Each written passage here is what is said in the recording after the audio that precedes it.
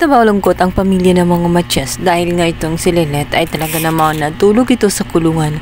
Alam ng lahat na walang kasalanan itong si Lilet, napilitan lamang siya at nadidiin lamang siya sa kasalanan na hindi naman sa kanya dahil nga sa kagagawa nitong si Evelyn. Samantala, magtataka naman itong si Attorney Renan Alon dahil sa mayroong mga kwento itong si Evelyn kung saan hindi niya mapagdugtong-dugtong at hirap i-connect. Nagtataka din siya kung bakit nagawa ni Evelyn na magtago at takot na takot siya. Sino ang kinakatakutan niya? Posible din kaya na binayaran lamang siya para gawin ang bagay na iyon? Loso itong si Attorney Renan Alon, kaya gustong-gusto niya na lumitaw ang katotohanan. Kung talagang nagsasabi ng katotohanan ang kanyang kliyente o gumagawa lamang ito ng kwento.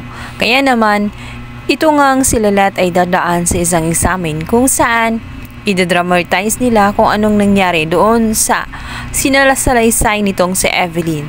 Doon kasi lalabas kung talagang akma ang pinagsasabi ni Evelyn o gumagawa lamang ito ng kwento. Si Lilet ay hindi naman nagdalawang isip na pumayag sa gusto nitong si Attorney Renan Alon dahil wala naman siyang tinatago at alam din niya sa kanyang sarili na malinis ang kanyang konsyensya.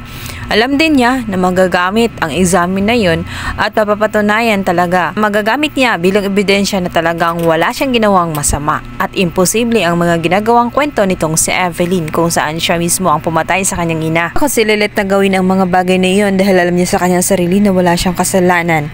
At magagamit niya ang mga facts na yun upang madugtungan ang mga ginagawa niya at binubuo niyang mga graphics kung saan siya mismo ay nag-imbestiga para malaman kung sino talaga ang kriminal o sino talaga ang suspect dahil alam niya sa kanyang sarili na hindi siya, malamang ay nasa paligid lang niya at alam din niya na maraming naging kaaway ang kanyang ina dahil na rin sa posisyon, dahil na rin sa siya ay abogado.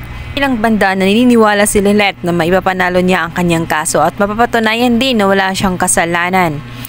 At sa tulong din ng kanyang pamilya, maging ang kanyang ama ay nagkuha ding dumalaw sa kanya at nalulungkot ito't umiiyak sa kanyang mga nakikita kay Lilet. Sabi niya ay tela nagkulang siya sapagkat isa siyang ama subalit wala siyang magawa upang protektahan itong si Lilet at nakulong pa rin ito. Alam niya na walang kasalanan itong si Lilet. Alam niya kung gaano kabuti ang puso nitong si Lilet kaya't imposible na magagawa niya ang bagay na iyon. Tutulong ang kanyang ama sa pag-iimbestiga. Humanap ito ng investigador o makakatulong para resolbahin ang kaso at para mas mapadali ang kanyang paglaya sa kulungan. Samantala, malungkot naman itong si Lilet matapos makausap niya ang kanyang half-sister na itong si Era kung saan galit na galit sa kanya. Isinumpa pa siya. Sinabi nito na kahit anong gawin ni Lilet ay talagang hindi na mababago ang kanyang pagtingin sa kanya. Mula nang matuklasan niya na si Lilet ang may kasalanan ng pagkamatay ng kanyang ina, ay hindi na niya tinuturing ito na kapatid kung kaya't wala na siya pakailam dito. Sinabi pa niya na sana daw ay siya na lang ang namatay, hindi na lang ang kanyang mati. Malaki daw ang kasalanan nitong mati niya dahil ibinuhay pa siya. Ibang na talaga itong si Era, para bang hindi man niyang naramdaman ang lukso ng dugo, wala siyang awa sa kanyang kapatid na si Lilet.